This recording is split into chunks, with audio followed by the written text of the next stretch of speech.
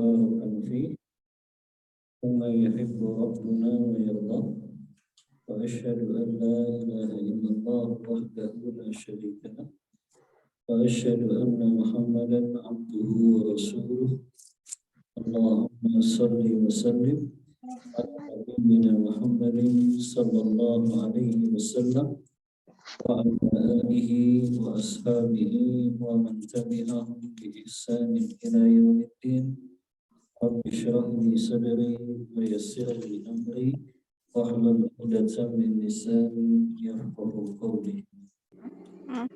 Ibu yang dirahmati Allah Subhanahu wa Ta'ala, alhamdulillah.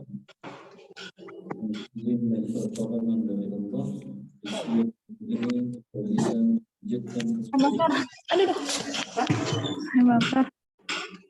ini kedengaran sih. Tadi udah Pak. penuntut ilmu. Iya, itu tentang adab yang merupakan perhiasan penuntut ilmu agama yang ke-65, yaitu la ta'ifiyah wala hizbiyah yuqadul wala wal bara' alaiha. Tidak boleh kita fanatik kepada suatu kelompok, fanatik kepada suatu golongan, dan tidak boleh kita melakukan wala dan bara' kepada suatu kelompok atau golongan. Sampai sini Ibu ya.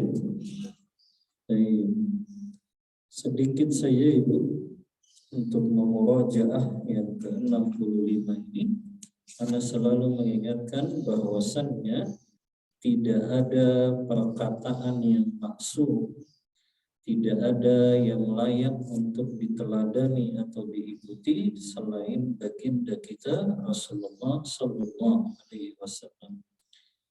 Maka di antara sebab, kata ulama, kenapa seseorang bersikap fanatik. Yang fanatik ini ada beberapa macam. Ada yang disebut dengan ta'assub hizbiyah. Dia fanatik kepada kelompoknya, kepada golongannya. Apa sih artinya fanatik itu, Ibu?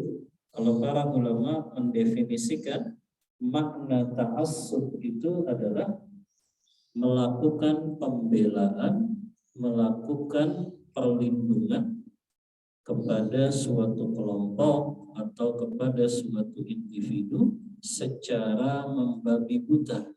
Artinya tidak peduli dia kelompok yang salah, ya, atau tidak peduli orang itu salah, tapi dibela mati-matian. Nah, ini tidak boleh di dalam ajaran agama kita. Kita harus bersikap insaf, kata beliau. Insaf itu ya berlaku adil, ya. Karena di antara perkataan, ya, yang senantiasa kita tahu dari hadis Rasulullah SAW, kullu kalamin yuqbalu wa yurad. Setiap perkataan itu kan bisa diterima dan bisa ditolak, ya. Illa kalami Rasulullah SAW, kecuali ucapan dari baginda kita Rasulullah SAW. Yang kedua, ada yang ta'assub ala qaumi, fanatik kepada kesukuannya. Kalau dia berasal dari suku tertentu, maka dia bersikap fanatik. Pokoknya suku manapun, ya, yang berurusan dengan salah seorang dari suku saya, maka akan saya bela mati-matian orang itu kalau satu suku dengan saya. Tidak peduli benar atau salahnya. Nah, ini juga disebut fanatik. Yang ketiga, ada yang disebut dengan ta'assub mazhabi, bersikap fanatik kepada salah satu mazhab. Yang ini juga diharamkan oleh para ulama. Karena tidak boleh kita hanya bersikap fanatik, memilih satu pendapat karena itu adalah mazhab kita. Bahkan para ulama mazhab sendiri, Imam Abu Hanifah, Imam Malik, Imam Syafi'i, dan Imam Ahmad, mereka selalu mengatakan idza sahhal hadis fahuwa madhhabi. Apabila hadis itu hadis yang sahih, maka itu adalah madhabku. Begitu juga perkataan yang masyhur dari Imam Syafi'i yang beliau mengatakan idza wajadtum fi kalami khilafa sunnati Rasulillah, apabila kalian mendapati dari perkataanku yang menyelisihi sunnah Rasulullah, yang menyelisihi perkataan Rasulullah, maka lemparkan perkataanku itu ke dinding-dinding. Subhanallah. Para imam mazhab pun mereka tidak meminta pengikutnya untuk selalu mengikuti mereka. Ya, tapi sikap muridnya itu sendiri yang mereka bersikap fanatik kepada guru-guru mereka itu.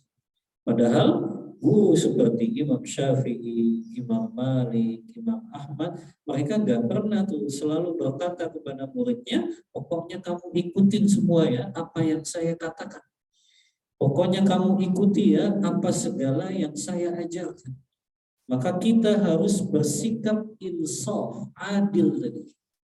Bagaimana kalau ternyata perkataan guru kita ternyata bertentangan dengan hadis Rasulullah, bertentangan dengan pemahaman para sahabat, maka tentu kita tidak ikuti.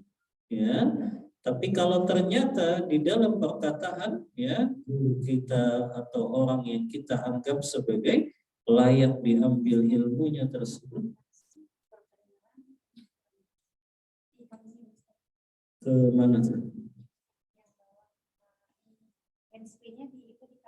Oh, dikalungi. Pantesan.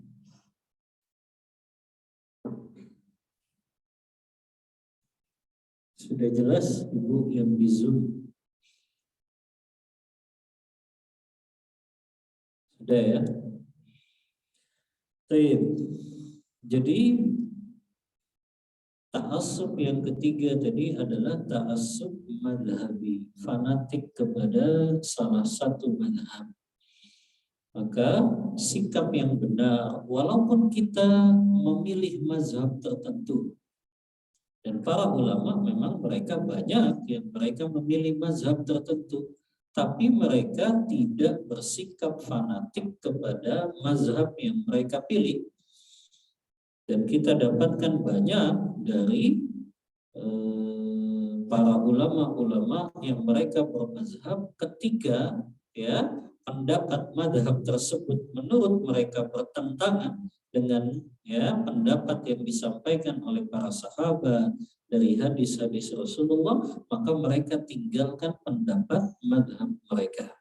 Ya, bahkan begitu juga ternyata banyak di antara para ulama mazhab Hambali, ya, para ulama mazhab Hambali mereka justru meninggalkan pendapatnya Imam Ahmad.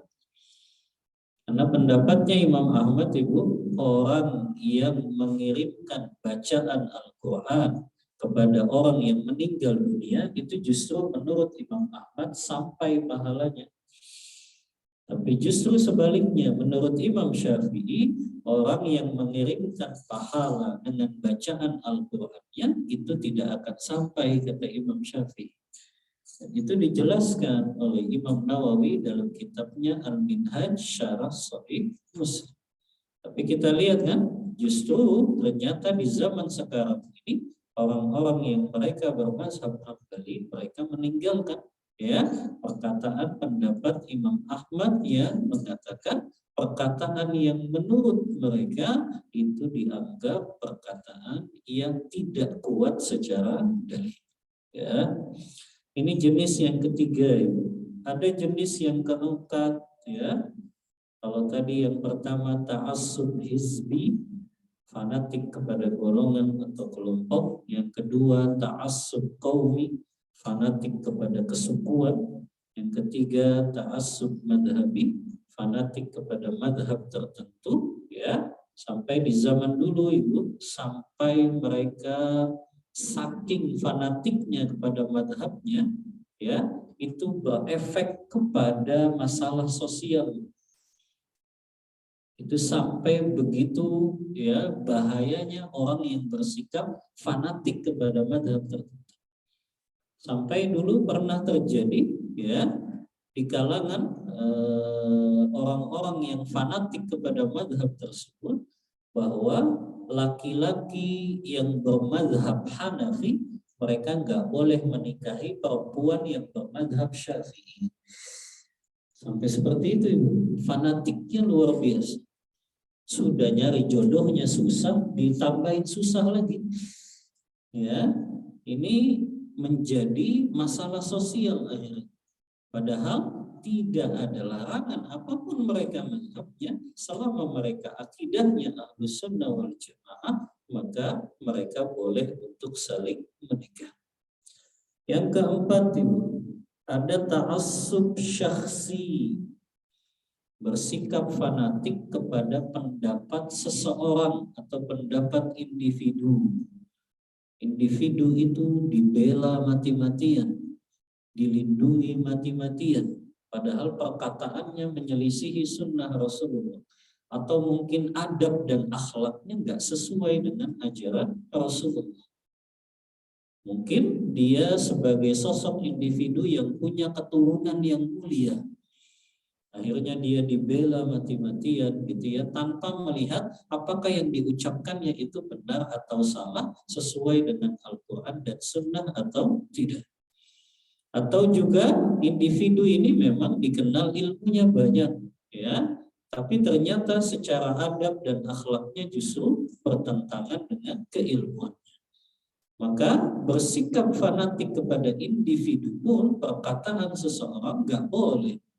Ya, karena yang namanya manusia terkadang dia akan terpeleset, terjatuh dalam kesalahan, apakah berupa ucapannya atau perbuatannya. Maka perkataannya yang salah, perbuatannya yang keliru, nggak pantas untuk kita bela, nggak pantas untuk kita lindungi. Tapi sejatinya kita bersikap adil sebagai penuntut ilmu agama, kita pilih pendapat yang jauh lebih dekat kebenarannya dengan Al-Quran dan Sunnah, atau kita senantiasa melindungi diri kita dari sikap fanatik kepada seseorang atau pendapat tertentu.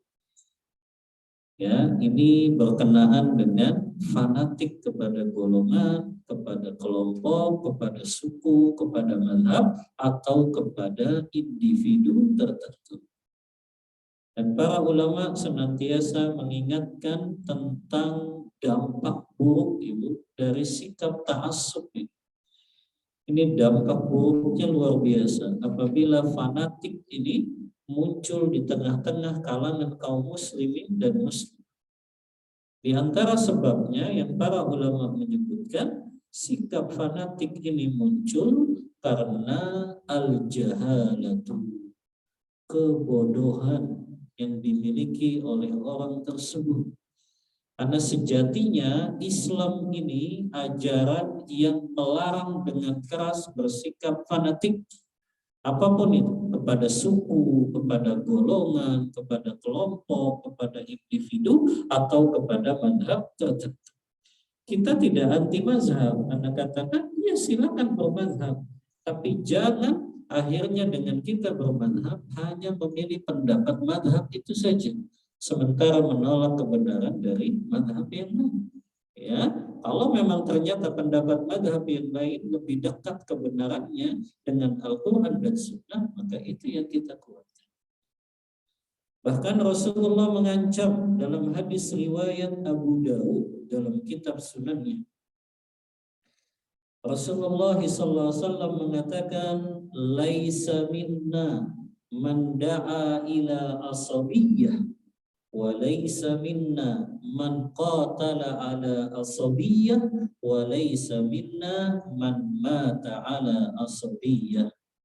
Kata Rasulullah, bukanlah dari golongan kami mereka yang mengajak kepada fanatisme, dan bukanlah golongan kami mereka yang berperang di atas kefanatikannya, dan mereka bukanlah golongan kami, ya,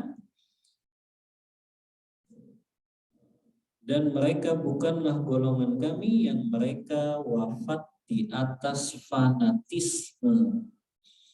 Subhanallah, lihat ancaman Rasulullah kepada orang yang bersikap fanatik.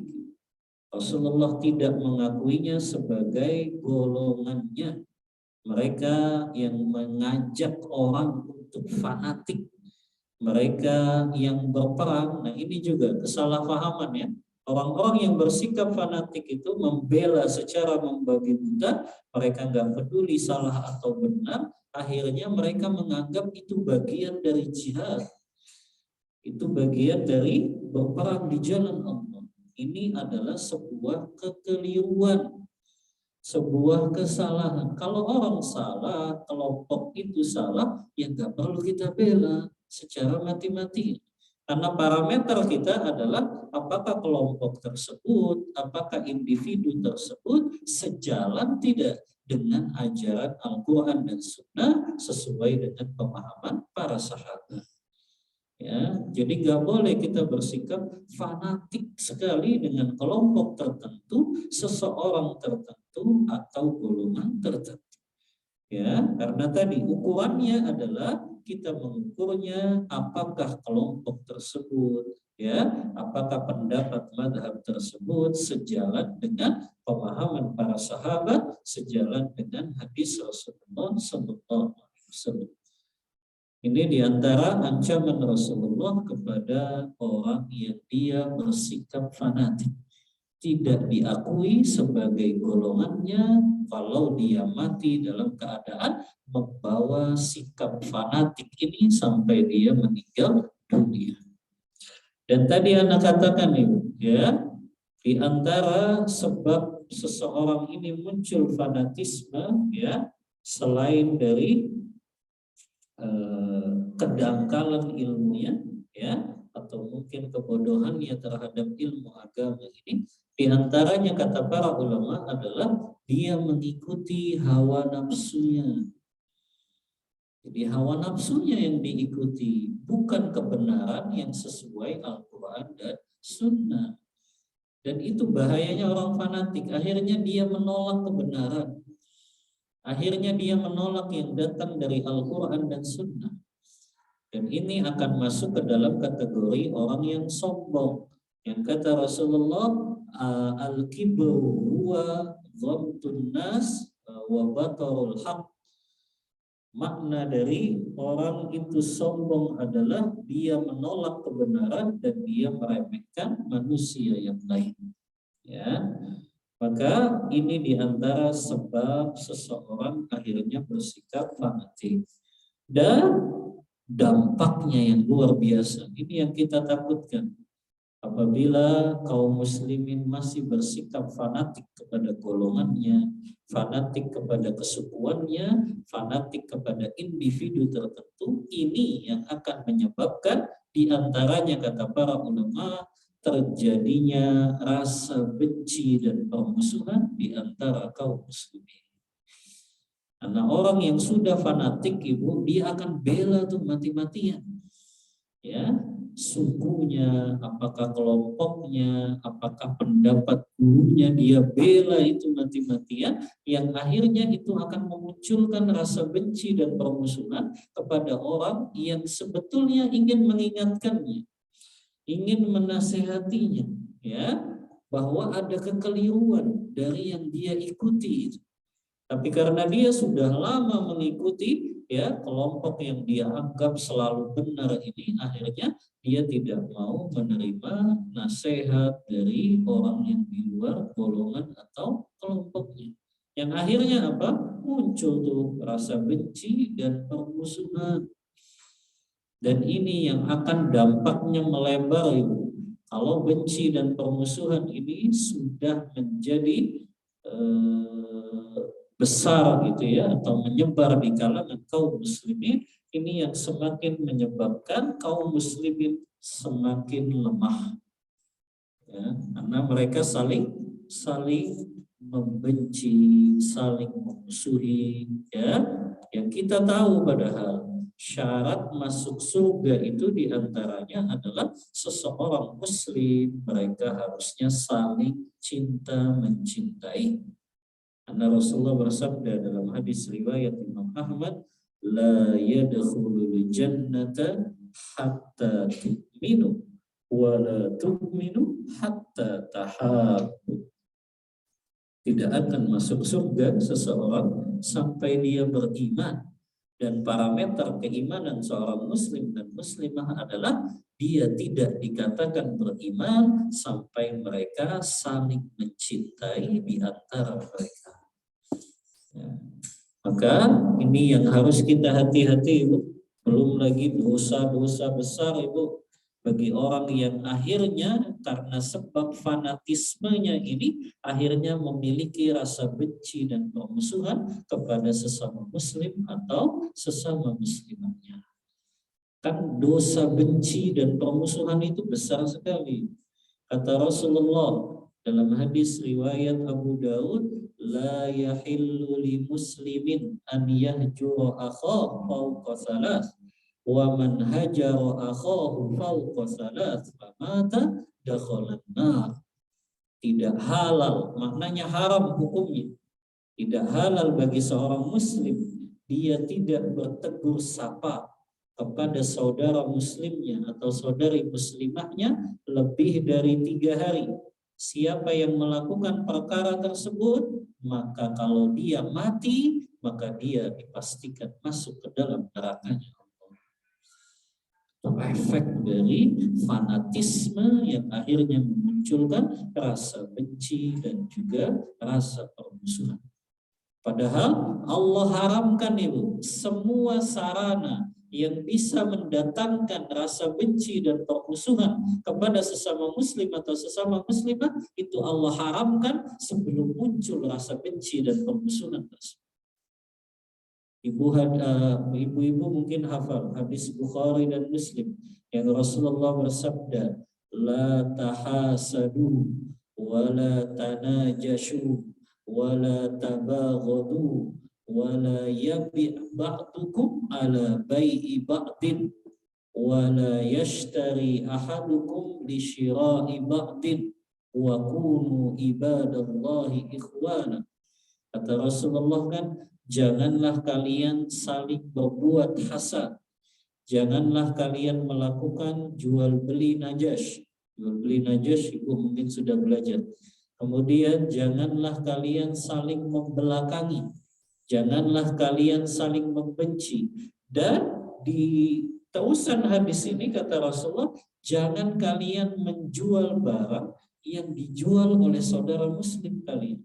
Jangan kalian membeli barang yang sudah dibeli oleh saudara muslim. Kenapa kok itu diharamkan? Karena efeknya apa? Akan timbul benci dan permusuhan ketika kita membeli barang yang sudah dibeli oleh saudara muslim kita. Ketika kita menjual barang yang sudah dijual oleh saudara muslim kita. Begitu juga, kenapa Allah haramkan sikap ta'assub fanatik ini? Karena dampaknya sama, akan menimbulkan permusuhan dan rasa benci di tengah-tengah kaum muslimin dan muslimah. Semua itu, apapun sarana yang bisa mendatangkan rasa benci dan permusuhan di tengah-tengah kaum muslimin, itu akan Allah haramkan sarana-sarana tersebut. Seperti ghibah, ya, mencaci maki, tadi membeli barang yang sudah dibeli saudara muslim, menjual barang yang sudah dijual saudara muslim, sampai kita nggak boleh melamar perempuan yang sudah dilamar oleh saudara muslim kita. Itu semua untuk apa? Untuk mencegah tadi jangan sampai timbul rasa benci dan permusuhan di kalangan kaum muslimin dan juga muslimah. Maka sikap fanatisme ini Allah haramkan karena dampaknya luar biasa, akan memunculkan rasa benci dan permusuhan di tengah-tengah kaum muslim. Ya, kita sudah selesai dari pembahasan tentang tidak boleh bersikap fanatik tadi, apakah kepada kelompok, kepada suku, maupun kepada individu tertentu. Kita bahas perhiasan penuntut ilmu yang terakhir, yang ke-66. Nawaqidu hadhil hilyati, pembatal perhiasan penuntut ilmu ini. Qala Syekhul Muallif rahimahullah, berkata pengarang kitab ini, semoga Allah senantiasa merahmati beliau, Syekh Bakar bin Zaid rahimahullah. Ya akhi, wa qala Allah wa iyyakum al-asarat in kunta qara'ta musulan min hilyati talibil ilmi wa adabihi wa alimta ba'dun min nawaqidihi fa'lam anna min a'zami khawarimiha al-mufsidati li nizami iqdiha. Kata beliau, wahai saudaraku, semoga Allah memelihara kami dan kalian dari kesalahan-kesalahan. Jika engkau telah membaca beberapa teladan dan adab-adab dari kitab Hilyah Talibil Ilmi ini, dan engkau juga telah mengetahui sebagian pembatalnya, maka ketahuilah bahwa faktor perusak terbesar dari perhiasan penuntut ilmu ini adalah yang pertama, kata beliau, ifsya'us sirri, menyebarkan rahasia. Makna menyebarkan rahasia di sini, Ibu, maknanya suka menyebarkan aib-aib orang lain. Karena ingat Ibu ya, di antara sebab utama yang menjadikan kita susah mendapatkan ilmu yang bermanfaat adalah karena kemaksiatan kita kepada Allah Ta'ala. Dan membuka aib, menyebarkan aib termasuk dalam perbuatan dosa.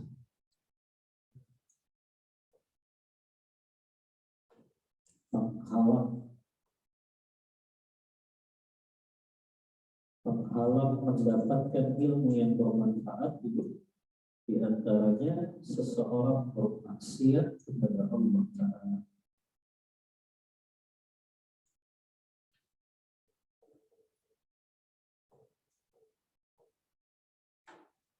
Ibu sudah baca bukunya Ibnu Qayyim, Ad-Da'wah Dawah? Sudah. Ibnu Qayyim kan mengatakan di antara efek dosa yang dilakukan seorang hamba itu, yang paling utama efeknya dosa itu, Allah akan halangi kita mendapatkan ilmu agama yang bermanfaat.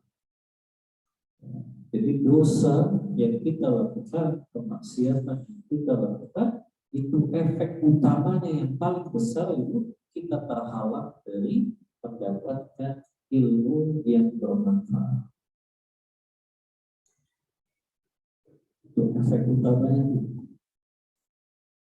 Makanya kata Imam Syafi'i, ingat ya, ketika beliau mengadu kepada gurunya, syakautu ila waqi su'a hifzi fa arsyadani ila tarkil ma'asi fa akhbarani bi anna al-ilma nurun wa nurullahi la yuhda lil 'asi. Aku pernah mengadu kepada guruku Waqi tentang buruknya hafalanku, dan beliau memberikan petunjuk kepadaku untuk meninggalkan maksiat. Dan beliau memberitahuku bahwa ilmu itu adalah cahaya, dan cahaya Allah tidak akan pernah diberikan kepada orang yang bermaksiat kepadanya. Maka ini diantara penghalang ilmu yang bermanfaat itu, diantaranya adalah dengan kita ya melakukan maksiat kepada ya. Sampai Ibnu Qayyim Ibu, kitab Al-Fawaid ya, ada 3 hal itu kata Ibnu Qayyim yang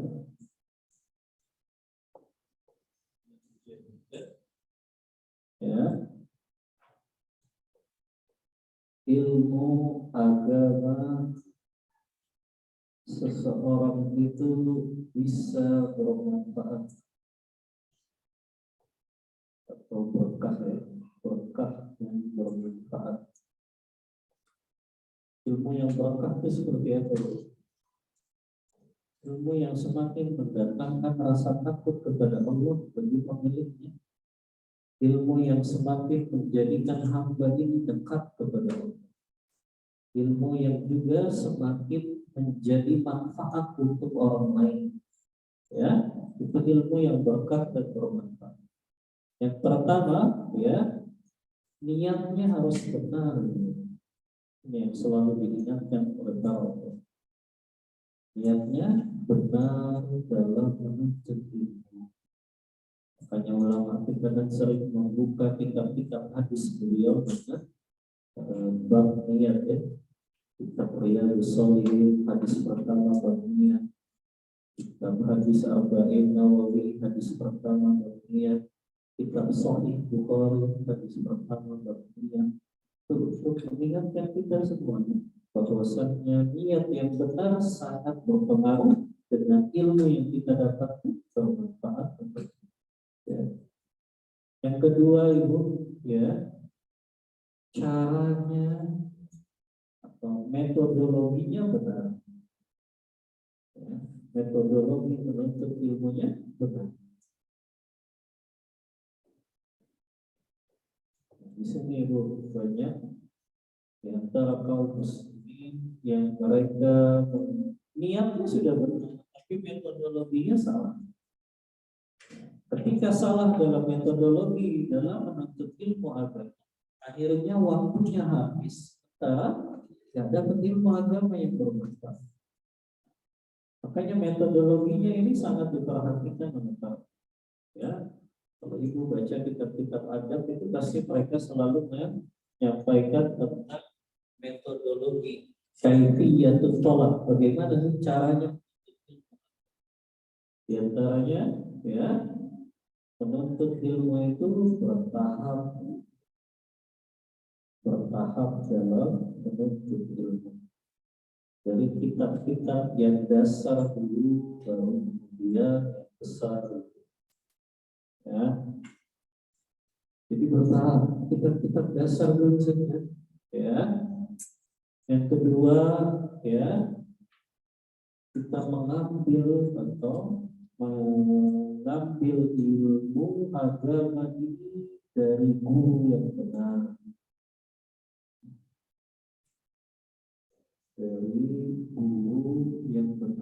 Guru yang benar itu yang akidah manhajnya benar, yang cara dia memahami Al-Quran dan sunnahnya bukan mengikuti akal logikanya, mengikuti hawa nafsunya, tapi dia betul-betul mengikuti pemahaman para sahabat. Ya. Yang ketiga Ibu ya, masih metodologi ya. Metodologinya bertahap dalam menuntut ilmu, mengambil ilmu dari guru yang memang benar, dia punya kapasitas keilmuan, adab dan akhlaknya pun benar sejalan dengan ilmu yang dia sampaikan. Yang ketiga Ibu ya, metodologinya adalah dia memiliki semangat yang tinggi. Baca ya. Jadi menuntut ilmu agama selalu sampaikan, bukan sampingan ya, tapi itu yang harusnya jadi prioritas kita dalam menuntut ilmu agama. Karena orang-orang zaman sekarang kok mereka kayak gak butuh dengan ilmu agama. Padahal siapa yang menemani mereka Bu ketika mereka sakit? Kalau bukan ilmu agama yang mereka dapat, dari mana mereka bisa sabar kalau mereka tidak pernah belajar apa itu sabar, keutamaan sabar, manfaat sabar. Kalau mereka tertimpa musibah, siapa yang menemani mereka kalau bukan ilmu agama? Bagaimana dia bisa ridho terhadap musibah kalau dia tidak pernah belajar tentang amalan hati ridho kepada segala keutamaan? Jadi harusnya kita butuh kok dengan ilmu agama. Di saat kita kesulitan, di saat kita banyak masalah, di saat kita tertimpa musibah, ilmu agama itu kok yang menemani kita, ya. di saat kita sakit di rumah sakit terbaring, ya, enggak kelihatan kan? Ya, di saat kita sakit di rumah sakit terbaring atau memakai oksigen, siapa yang menemani kita kalau bukan ilmu-ilmu agama yang pernah kita dapatkan? Ya, kita belajar sabar, ridho, qanaah, tawakal kepada Allah, bersandar hanya kepada Allah. Itu kan ilmu agama, ya, yang itu akan menemani kita di saat seperti itu. Maka jangan merasa nggak butuh dengan ilmu agama itu. Justru yang kita butuhkan ilmu agama itu yang menemani kita di saat itu. Ya. Dan ini dua Bu ya, niatnya benar, metodologinya benar. Yang ketiga kata Ibnu Qayyim, ini yang jadi saksi pembahasan kita, meninggalkan segala perkara yang bisa menghalangi kita mendapatkan ilmu yang bermanfaat. Ya. Meninggalkan, ya, segala perkara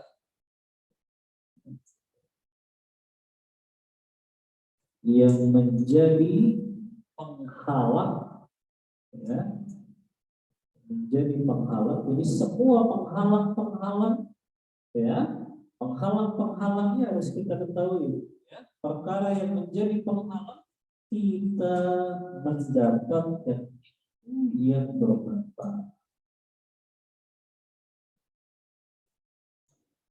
Ya, tadi di antaranya adalah penghalangnya kita melakukan dosa dan kemaksiatan. Karena ilmu itu cahaya, ya. Dan kemaksiatan itu kegelapan.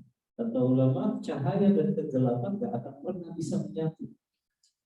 Maka orang yang melakukan maksiat sulit baginya menerima ilmu agama. Ya, makanya semakin jauh orang dari belajar ilmu agama, semakin sulit dia duduk di majelis ilmu. Semakin dia suka maksiat, gemar maksiat, semakin sulit dia duduk di majelis ilmu agama.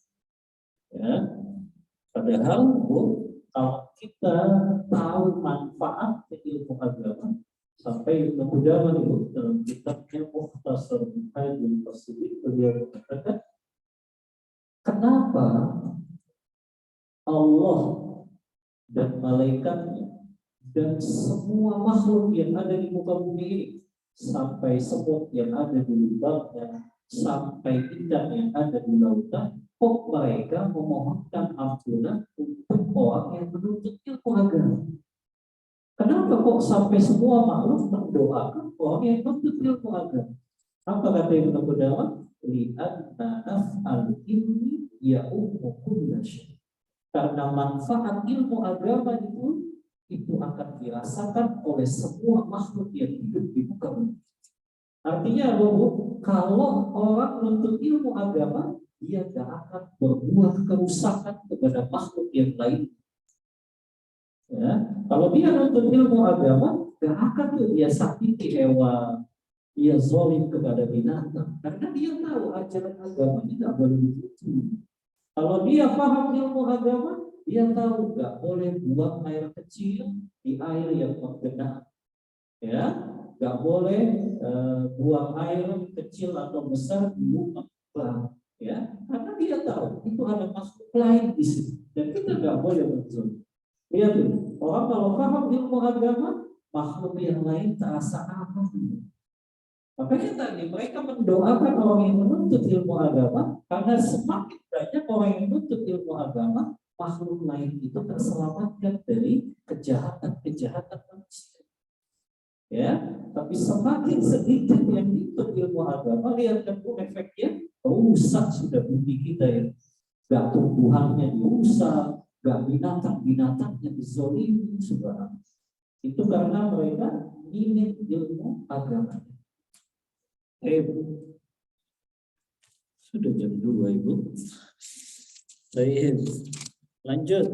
Yang kedua, di antara pembatal perhiasan penuntut ilmu ini mengutip perkataan dari satu kaum kepada kaum lainnya. Naqlul kalam min qaumin ila akhari. Maknanya di sini Ibu adalah melakukan perbuatan qila wa qala.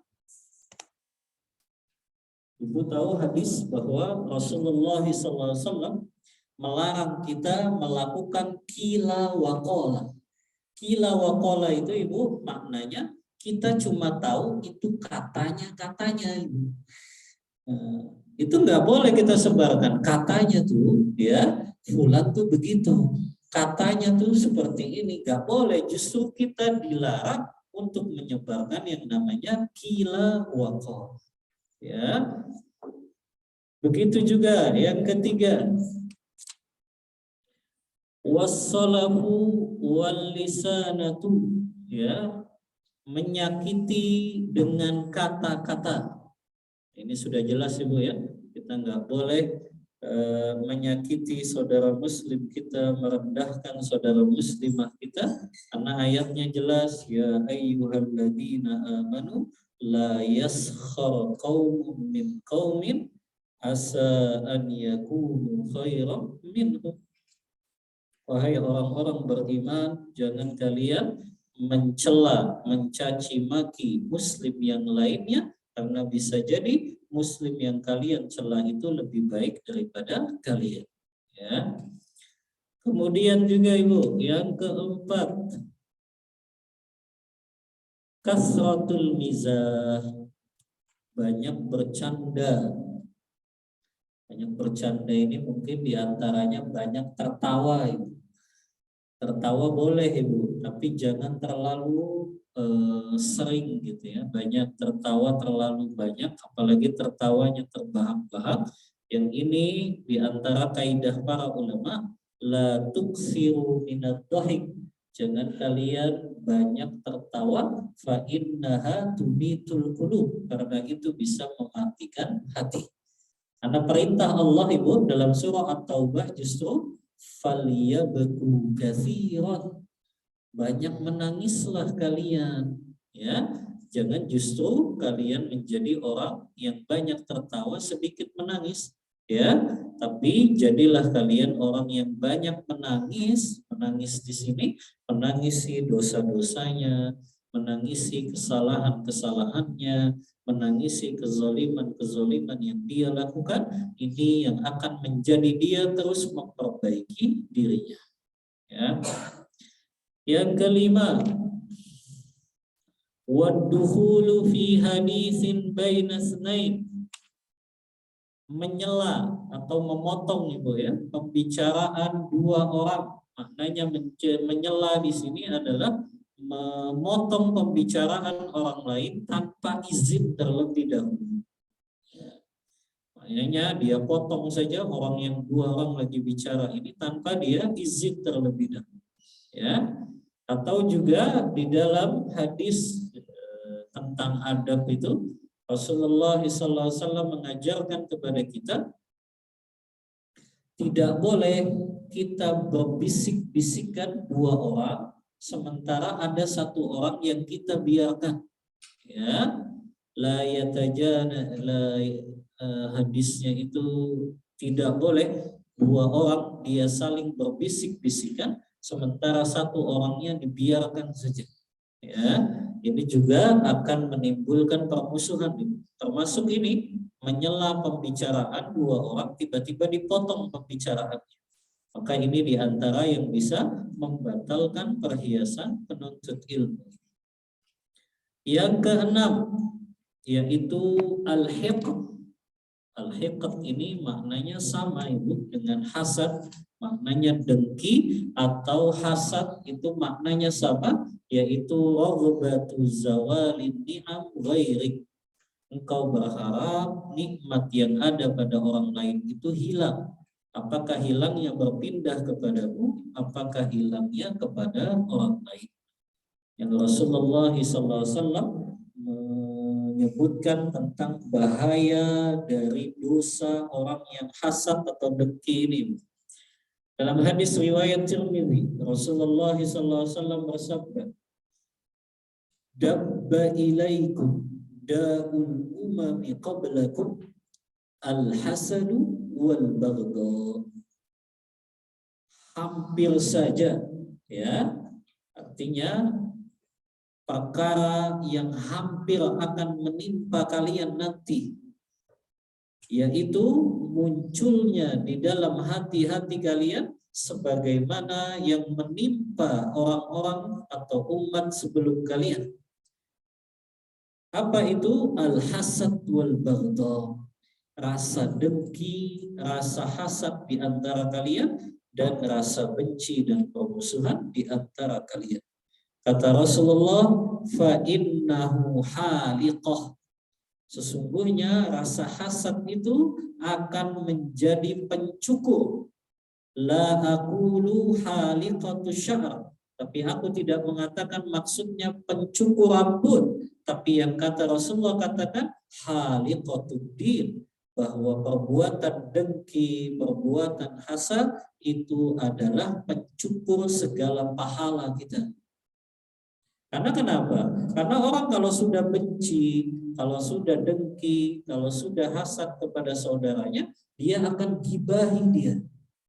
Dia akan jelek-jelekan kehormatannya. Dia akan remehkan atau rendahkan orang yang dia benci atau dia hasati itu. Makanya itu semuanya bisa menjadi haliqah, pencukur dari segala pahala-pahala yang sudah dia dapatkan. Ya, maka hati-hati Ibu, ya. Kita punya rasa hasad kepada orang lain, itu yang membuat kita akhirnya kita mudah menjatuhkan kehormatannya.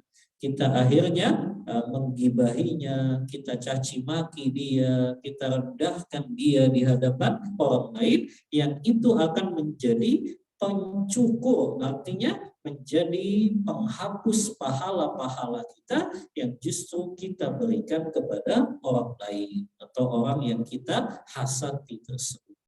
Ya, maka ini termasuk pembatal, ya. Yang ini semua adalah bagian dari dosa-dosa yang menghalangi seseorang penuntut ilmu mendapatkan ilmu yang bermanfaat. Ya.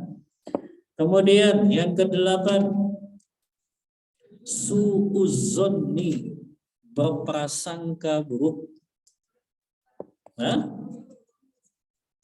yang 7 hasad kan Ibu? Iya kan sama, hiqat dengan hasad. Anda nggak tahu bedanya. Yang Anda tahu hiqat itu dengan hasad sama saja. Ya, sama-sama mengharap kenikmatan yang ada pada orang lain itu hilang. Ya, apakah itu berpindah kepada dirinya atau berpindah kepada orang lain. Ya. Yang ke-8 Ibu, su'uzzon. Su'uzzon, berprasangka buruk. Ya. Apa maknanya berprasangka buruk di sini? Berprasangka buruk kepada orang lain dalam perkara-perkara yang memang belum jelas, ya, yang memang belum jelas, belum bisa dibuktikan. Ya. Karena makna su'uzzon di sini adalah seseorang menganggap bahwa orang itu melakukan kemaksiatan atau dosa, tapi dia nggak punya buktinya. Nah, ini salah Ibu. Ya, itu maknanya dia berprasangka buruk saja. Padahal belum ada bukti dan penjelasannya yang memang sudah jelas. Ya, beda dengan orang yang memang dia sudah jelas-jelas melakukan kemaksiatan, melakukan dosa, dan itu memang sudah jelas ada buktinya. Maka itu baru tidak disebut dengan su'uzzon. Tapi orang yang su'uzzon dia berprasangka aja. Padahal kata Allah Ta'ala dalam Al-Quran, inna zonna la yugni anka syai'a. Inna zonna la yugni minal haqqi syai'a. Sesungguhnya berprasangka itu tidak akan mendapatkan kebenaran sesuatu apapun itu. Maknanya orang yang dia hanya berprasangka buruk berdasarkan prasangkanya saja, tidak didasarkan kepada realitas yang benar, bukti yang benar, maka itu hanya akan menjadi prasangka buruk saja. Ya. Dan kita dilarang Ibu untuk berprasangka buruk kepada sesama saudara muslim kita pada sesama muslimah kita sebelum ada bukti yang jelas. Makanya kita diajak selalu tabayyun, Ibu, dalam segala berita yang kita dapatkan.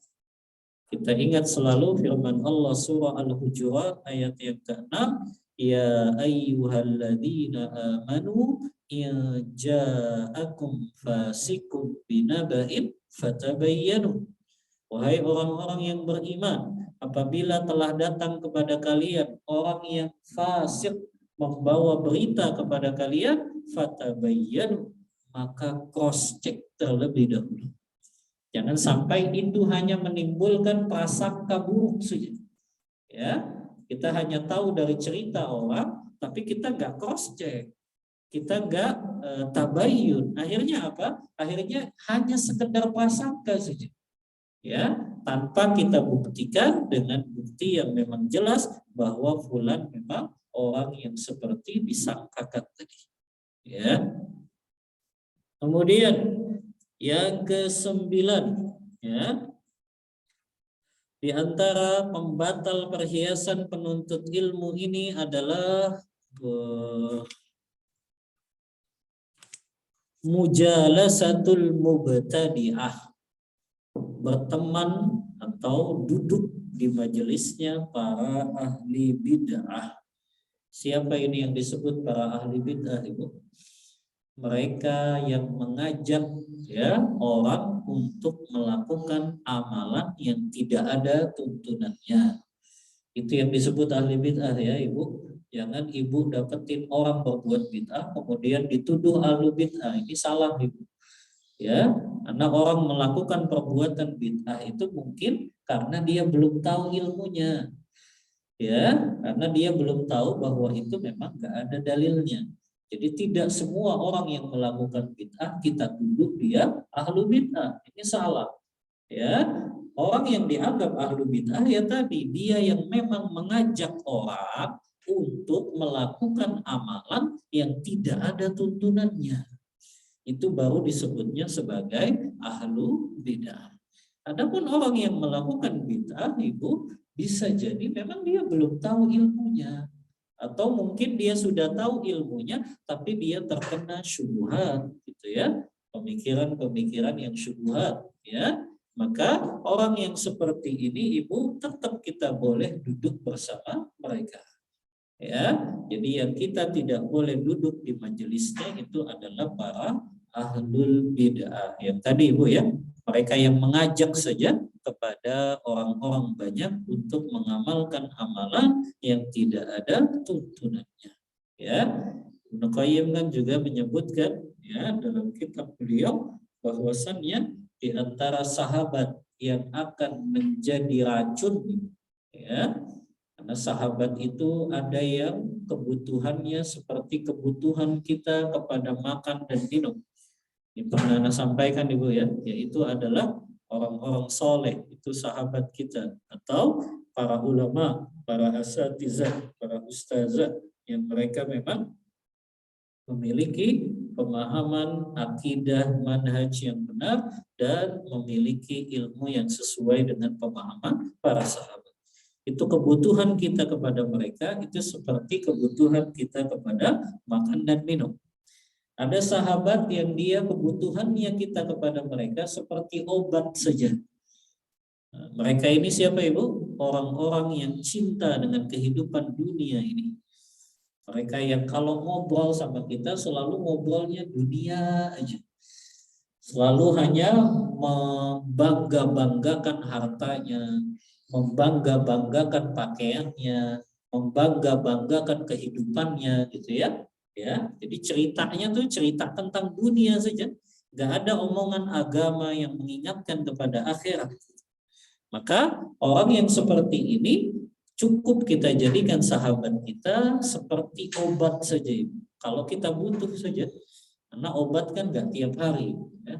Maka seperti orang yang kita anggap seperti obat saja.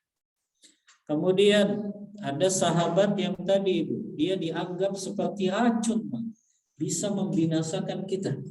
Di antaranya adalah mereka yang berbuat syirik kepada Allah, dan diantaranya mereka juga para ahli bid'ah ini yang suka mengajak kepada amalan-amalan yang tidak ada tuntunannya, ya. Karena kenapa Ibu? Kalau kita sudah duduk dalam majelis, ya, majelisnya para asatizah yang mendakwahkan tauhid dan sunnah ini, kemudian kita duduk di majelisnya ahlu bid'ah, ini akan terkena syubhat-syubhat. Yang kata para ulama, diantaranya Imam Zahabi mengatakan, wasyubahu qattafah, syubhat itu begitu cepat menjalarnya, wal qulubu dhaifah, sementara hati-hati kita ini lemah gitu. Ya, hati-hati kita ini selama jadi penuntut ilmu agama ini lemah sekali, mudah tersambar dengan yang namanya syubhat-syubhat, pemikiran-pemikiran yang menyimpang tapi seolah-olah terasa rasional dalam logika kita. Makanya akidah dan manhaj ini yang harus selalu jadi parameter kita ya, bahwa pemahaman kita, cara memahami Al-Quran dan Sunnahnya, lihat para sahabat memahaminya seperti itu atau tidak. Begitu juga dalam hal amalan ibadah kita, lihat para sahabat melakukannya atau tidak.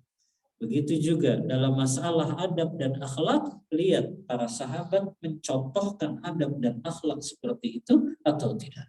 Ya, maka itu yang selalu menjadi parameter kita ini, ya. Yang ke-10, yang terakhir kata beliau, di antara pembatal-pembatal perhiasan penuntut ilmu ini adalah naqlul khuta ilal maharim, melangkahkan kaki kita ke tempat-tempat yang diharamkan oleh Allah Ta'ala. Ya, maka termasuk juga Ibu, ya, kita melangkahkan kaki ke tempat-tempat yang dimurkai oleh Allah Ta'ala, atau tempat tersebut gak membawa manfaat untuk kita ya. Ya. Jadi Ana agak sedih kemarin itu ya, yang lagi viral itu Bu, apa itu? Yang Citayam Fashion itu, di mana itu? Orang-orang kok pada bergelombol justru menuju tempat-tempat seperti itu gitu.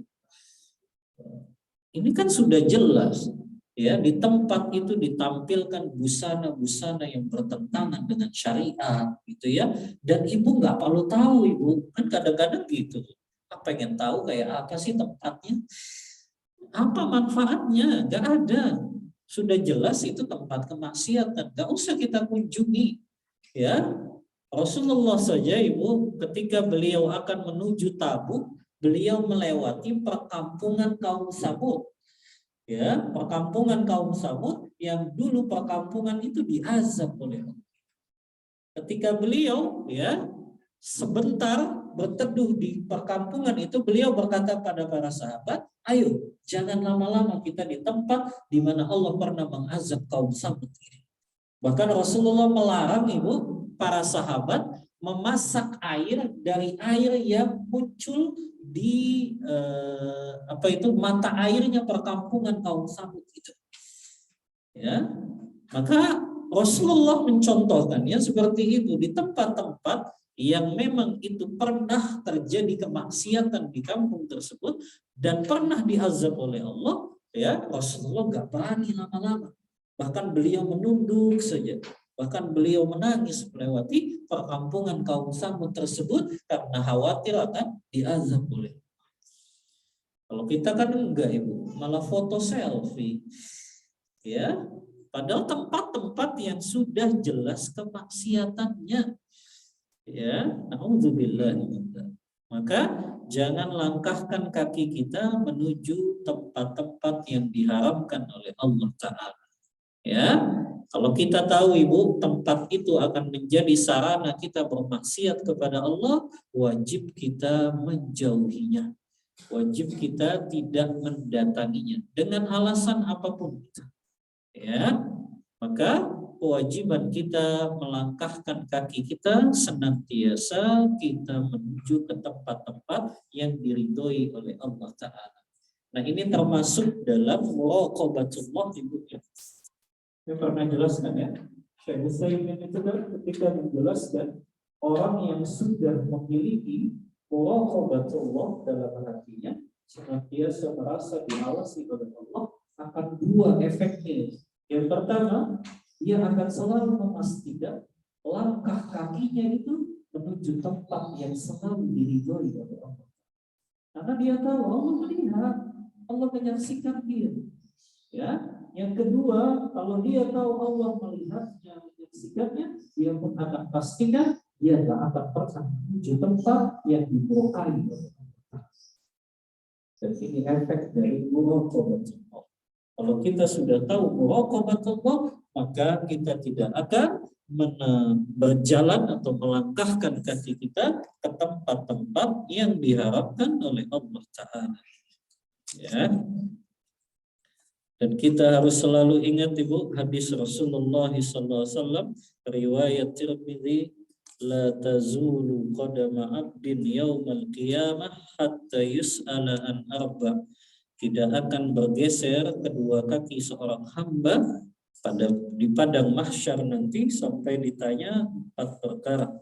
An umrihi fi ma'afna. Ini berkaitan dengan waktu kita Ibu. Allah akan tanya semua waktu yang kita lewati. Umur yang kita lewati Allah tanya untuk apa kita gunakan. Wa an ilmihi fi ma fa'al. Ilmunya apakah dia amalkan. Wa an malihi, dan hartanya min aina iktasabahu wa fi ma anfaqa. Dari mana dia hasilkan dan kemana dia belanjakan. Yang terakhir wa an jismihi fi ma abla.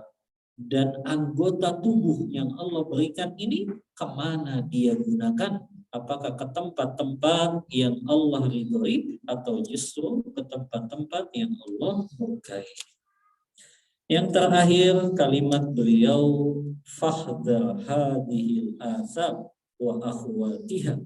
Tinggalkan semua dosa-dosa ini dan juga dosa sejenis lainnya. Ingat Ibu, tadi sebab utama penghalang kita mendapatkan ilmu yang bermanfaat dan berkah karena kita jatuh dalam dosa dan kemaksiatan.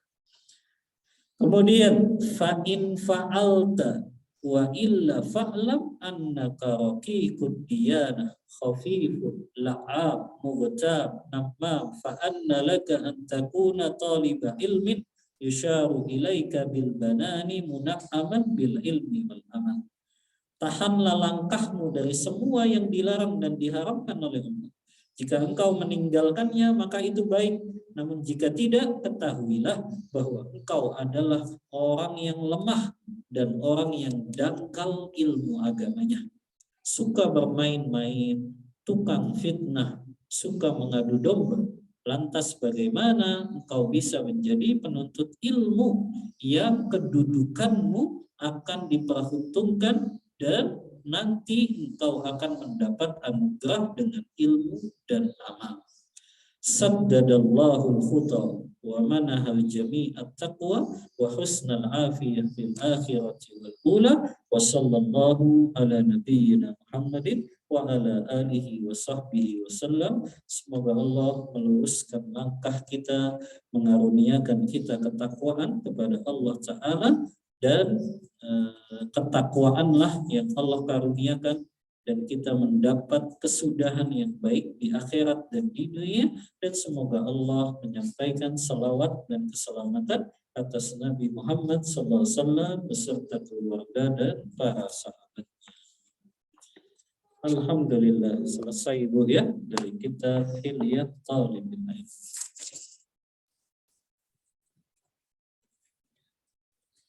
Baik, kita buka diskusi tanya jawab.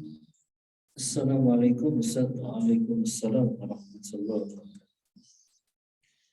Bagaimana cara menghilangkan rasa hasad dan dengki dari hati kita? Ya. Kadang-kadang masih terbit dalam hati perasaan hasad atau iri atas keberhasilan orang. Ya. Jazakillah khairan, pertanyaan yang sangat bermanfaat. Yang pertama, Ibu, ya, cara kita menghilangkan hasad dan dengki dalam diri kita, kita minta pertolongan Allah. dengan berdoa kepada Allah, Allahumma inni a'udzubika minal hasadi. Ya Allah, aku berlindung kepadamu dari dosa hasad atau dari jatuh ke dalam hasad. Ya, begitu juga Ibu. Ya, kita harus senantiasa menguatkan tawakal kita kepada Allah. Karena orang yang tawakalnya benar, Ibu, dia meyakini segala rezeki itu sudah ditetapkan oleh Allah Ta'ala. Ya, makanya Ibu nggak usah takut punya anak banyak Ibu, karena ada rezekinya masing-masing. Ya, maka begitu juga gak perlu kita punya hasad. Kenapa kita hasad? Karena kita berarti gak percaya dengan Allah yang sudah menetapkan rezeki setiap makhluknya. Ngapain kok kita hasad sama orang lain? Toh semua orang sudah ditetapkan rezekinya masing-masing. Ya, Allah kan mengatakan wa ma min dabbatin fil ardi illa 'alallahi rizquha. Tidaklah ada makhluk yang berjalan di muka bumi ini kecuali Allah telah tetapkan rezekinya. Makanya kata Imam Hasan Al-Basri, seorang tabi'in yang wafat tahun 120 Hijriah, ada dua perkara yang membuat hatiku tenang hidup di dunia ini. Apa itu? Yang pertama kata beliau, aku yakin rezekiku sudah ditetapkan oleh Allah dan gak akan diambil orang lain. Itu yang membuat aku tenang. Yang kedua, ya, aku tenang karena aku tahu ajalku telah ditetapkan. Jadi Ibu, ya, sebagaimana kita yakin ajal kita telah Allah tetapkan, kita pun yakin Ibu, rezeki kita semuanya sudah Allah tetapkan dan gak akan tertukar satu sama lainnya. Maka kalau kita yakin, ya itu kan rezekinya dia, ya. Makanya Ibu, Anda pernah cerita ya tentang Syekh bin Baz, ya, yang ada seorang mahasiswa yang dia datang ke Syekh bin Baz kemudian bertanya, ya, kata mahasiswa itu, wahai Syekh, saya dapati di majelisnya Syekh Utsaimin itu yang ikut banyak Syekh, sampai ratusan orang. Begitu juga ketika saya duduk di majelisnya Syekh Abu Bakar Al-Jazairi, pengarang kitab Minhajul Muslim, di majelisnya beliau pun banyak yang duduk Syekh. Tapi kok kenapa di majelisnya Syekh, yaitu Syekh bin Baz, kok yang duduk cuma sekitar puluhan orang saja? Subhanallah, lihat hati yang jernih, hati yang bersih dari sikap hasad, sikap dengki. Apa jawabannya Syekh bin Baz? Padahal beliau rektor, sementara Syekh Utsaimin itu hanya dosen saja di Universitas Islam Madinah. Syekh Abu Bakar Al-Jazairi juga dosen saja. Tapi kok murid-murid dosen-dosennya malah lebih banyak daripada murid rektornya gitu. Kalau duduk dalam mulazam. Apa jawabannya Syekh bin Baz? Beliau mengutip firman Allah, "Dzalika fadlullahi yutihi man yasha." Itu adalah karunia yang Allah berikan kepada siapa yang Allah kehendaki.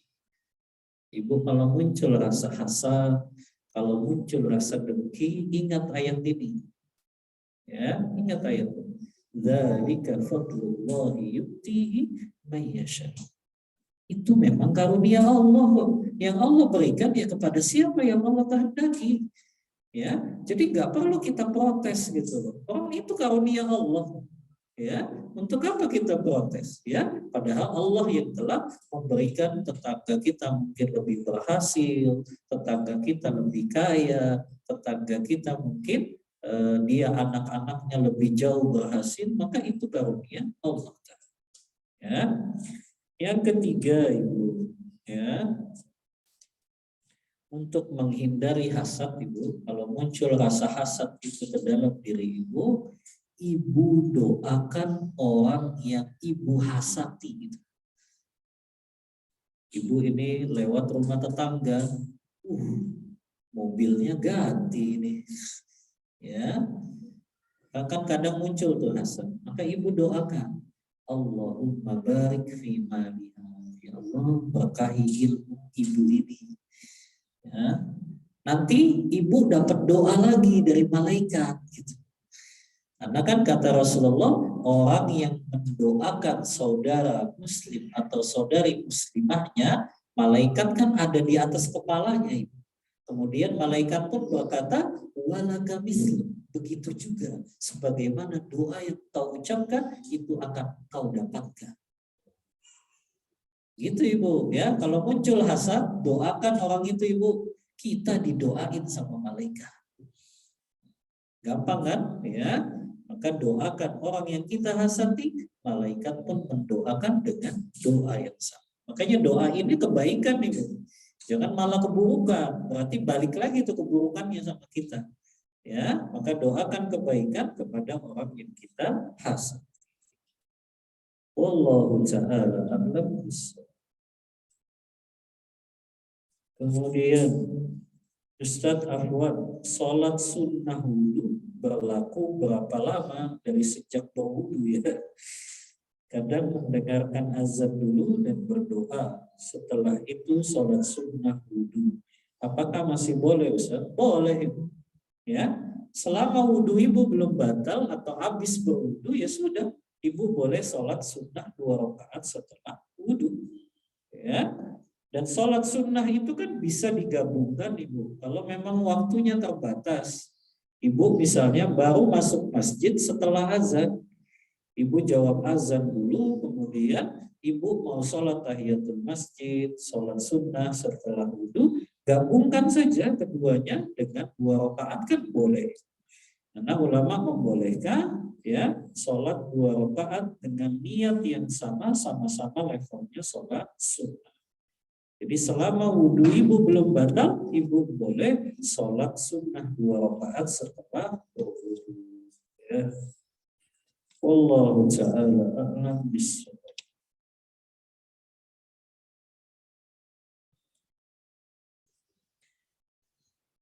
Ustadz, saya membaca status WA. Ngapain status WA orang dibaca Ibu? Saya sakit hati, tapi saya tidak tahu itu saya atau bukan. Tapi setan membisikkan saya bahwa orang tersebut menulis itu untuk saya. Apa saya suuzon? Ya iyalah Bu, Ibu suuzon. Ya, karena ibu emang tahu apa yang ada, apa maksud dari tulisan itu. Dan setan memang suka begitu ibu. Setan itu suka membisikkan ke dalam hati kita supaya menjadi bermusuhan dengan muslim atau muslimah yang lain. Ya, bahkan ada hadis yang menyebutkan sesungguhnya syaitan telah berputus asa ibu, untuk menggoda ya orang-orang yang hidup di Mekah dan Madinah ini untuk melakukan kesyirikan. Maka akhirnya mereka menggoda agar di antara mereka saling memiliki rasa benci dan permusuhan. Hanya hati-hati ibu, kalau syaitan gak berhasil menggoda ibu melakukan perbuatan syirik, melakukan perbuatan bid'ah, akhirnya yang digoda apa tuh? Ibu punya rasa benci kepada sesama muslimah yang lain. Ibu memiliki permusuhan kepada muslimah yang lain. Dan begitulah cara syaitan. Ya, maka ibu nggak perlu ya bersikap suuzon tadi. Itu namanya prasangka buruk. Kecuali dia tulis nama ibu, inisial ibu yang dimaksud dalam tulisan. Kalau dia nggak menulis apa-apa ya sudah. Ya, untuk apa kita bersuuzon, malah pusing kan ibu mikirin terus gitu ya, akhirnya nggak bisa tidur ibunya juga ya, nggak nyaman. Nggak usah ibu, nggak perlu kita membaca status orang lain ya, yang apa sih bu manfaatnya baca status orang itu apa? Saya selama punya WA ibu, saya nggak pernah tuh baca status WA orang. Ya, saya nggak pernah perhatian tuh ya. Orang saya ganti status saja nggak pernah. Bukan nggak pernah sih, maksudnya jarang gitu ya. Ganti status WA-nya saya jarang, ya. Apalagi perhatiin status WA punya orang lain, ya. Maka nggak perlu Ibu ya menyibukkan diri kita dengan perkara yang tidak bermanfaat atau tadi akhirnya bisa menimbulkan suuzon, prasangka buruk sesama kita. Ya. Dan orang tersebut menulis tulisan sesuai hawa nafsunya, tidak ada dalil atau nukilan perkataan ulama ya di statusnya tersebut. Ya. Apa saya dan dia berdosa? Apa saya dan dia berdosa gitu Ibu? Yang pertama Ibu, orang yang menulis status tersebut, Allah Maha tahu niat untuk apa dia menulis status. Jadi nggak perlu Ibu menghukuminya Ibu. Biarlah itu urusan dia dengan Allah saja. Ya, karena kita nggak pernah tahu apa yang ada dalam hati-hati manusia. Maka cukup serahkan saja itu kepada Allah. Kalau memang dia nulis status itu niatnya untuk menjelekkan Ibu, Allah tahu kok. Ya, dan Allah akan balas kok nanti hari kiamat. Itu saja. Gak usah Ibu simpel. Itu memang untuk saya bukan ya. Ya, akhirnya jadi ribet. Udah biarin. Itu urusan dia dengan Allah. Allah yang Maha tahu niat orang ini nulis statusnya untuk apa. Ya, kalau untuk kebaikan dia dapat kebaikannya di akhirat, tapi kalau untuk keburukan dia pun akan dapat keburukannya di akhirat. Ya, yang kedua adalah apakah yang menulis status itu dosa? Ya wallahu a'lam tadi Ibu. Kalau dia memang nulis statusnya untuk menjatuhkan seseorang, maka dia jadi berdosa. Tapi kalau dia nggak punya maksud itu, ya dia nggak berdosa. Adapun Ibu yang membaca itu bisa jadi berdosa kalau Ibu suuzon, berprasangka buruk kepada orang yang nulis status tersebut. Tapi kalau Ibu awalnya suuzon dan hilangkan dengan husnuzon, berprasangka baik, kalau Ibu berprasangka baik malah Ibu dapat pahala, bukan mendapat dosa. Ya. Baik. Yang terakhir, bagaimana Ustaz jika kita sering bermajelis dan hadir ini itu, tapi kelakuan kita belum mencerminkan baik. Nah ini harus dievaluasi tadi Ibu. Yang pertama, niat dia dalam menuntut ilmu agamanya salah atau tidak? Ya, karena harusnya orang yang mendapat ilmu yang agama yang bermanfaat pasti ada perubahan dalam kehidupannya.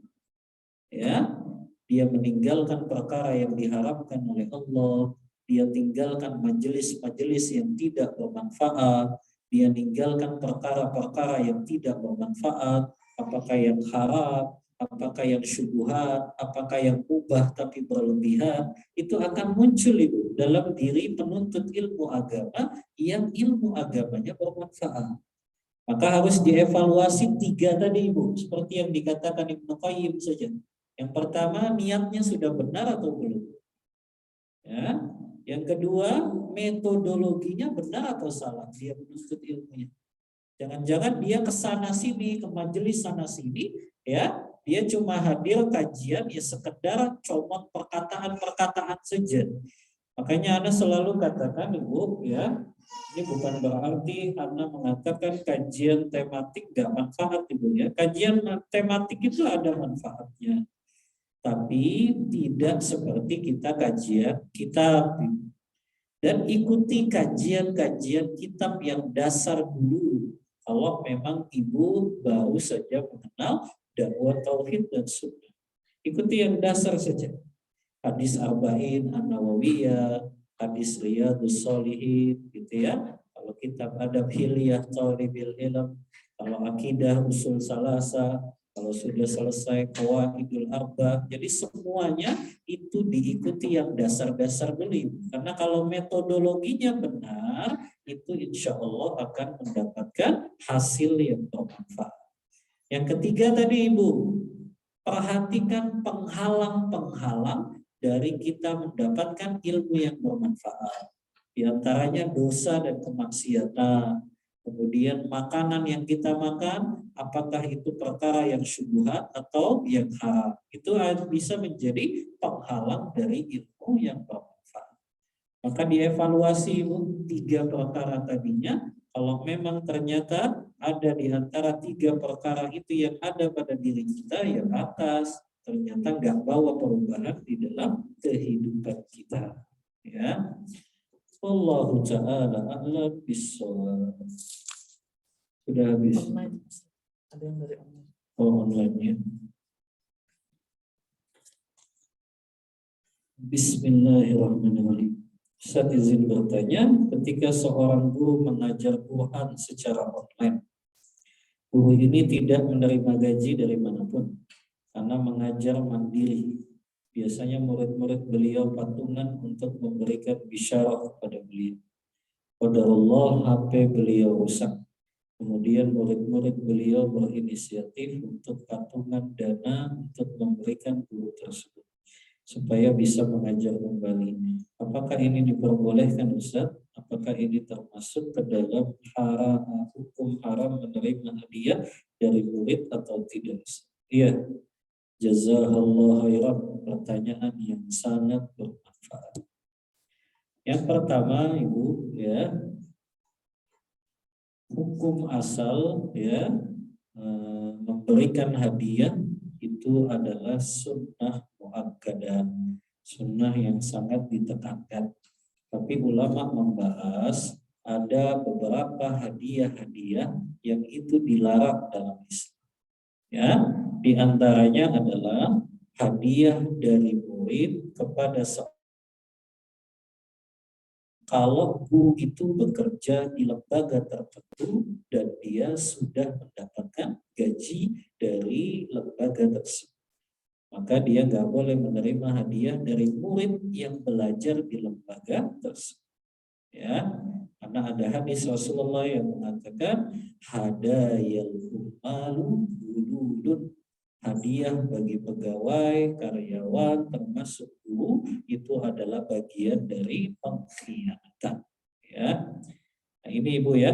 Adapun yang Ibu tanyakan tadi kan ustadznya memang dia nggak bekerja di lembaga tertentu, ya, maka dia nggak menerima gaji dari lembaga tertentu. Kemudian Ibu belajarnya secara mulazamah saja gitu Bu ya, atau talaki saja, di mana guru ini nggak menerima gaji dari lembaga, maka boleh murid-murid tersebut memberikan hadiah kepada guru tersebut. Ya, jadi larangan itu untuk guru yang memang bekerja di satu lembaga dan dia dapat gaji dari lembaga tersebut ketika dia ngajar murid yang ada di lembaga tersebut. Itu yang dilarang Ibu. Adapun guru ini dia memang nggak bekerja di satu lembaga, ya, dan dia memang ya memang mungkin penghasilannya dari situ saja gitu ya, yang dia nggak punya penghasilan yang lain, dan memang ulama membolehkan ya, ulama membolehkan ya, sebagian ulama membolehkan untuk mengambil upah dari seseorang yang dia mengajarkan ilmu agama. Ya, maka nggak masalah Ibu mau patungan untuk membelikan HP-nya yang rusak, apalagi belajarnya online ya. Belajarnya online, HP-nya rusak, udah nggak jadi belajar lagi berarti. Ya, maka nggak apa-apa ya, kalau murid-murid mau patungan silakan, dan itu tidak termasuk hadiah yang dilarang. Ya, Wallahu ta'ala a'lam bishawab. Begitu. Ya. Cukup Ibu ya. Selesai kita, alhamdulillah, dari kitab Hilyatul Thalibil Ilmi. Mudah-mudahan bermanfaat ya kitab yang kita kaji ini. Mohon maaf Ibu kalau selama saya mengisi banyak kekurangan ya, atau ada kata-kata yang kurang berkenan. Mudah-mudahan Ibu bisa meridhoi dan ikhlaskan ya, supaya tidak menjadi bencana nanti di akhirat nanti. Wallahu ta'ala a'lam bishawab, wa sallallahu ala nabiyyina Muhammadin wa ala alihi wa sahbihi wasallam. Mohon maaf bila ada kata-kata yang kurang berkenan. Kita tutup kajian kita dengan membaca doa kafaratul majlis. Subhanakallahumma bihamdika asyhadu an la ilaha illa anta astaghfiruka wa atubu ilaik. Walhamdulillahi rabbil alamin. Wassalamualaikum warahmatullahi wabarakatuh.